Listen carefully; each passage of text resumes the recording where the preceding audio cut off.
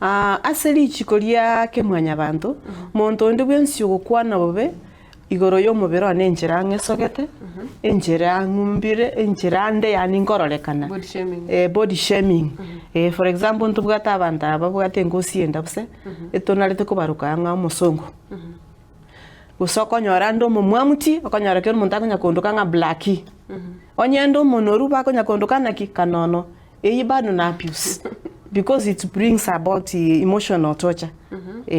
we say as a sexual offenses omuntu kogokuna just touching elio oyo kunu na bakwenda mosoere atebenga nyale banankuna tinyi wetu byanko nankuna igo elio nabo moire court na bagosibu kosaimokeri bwegetambukero omuntu gokorama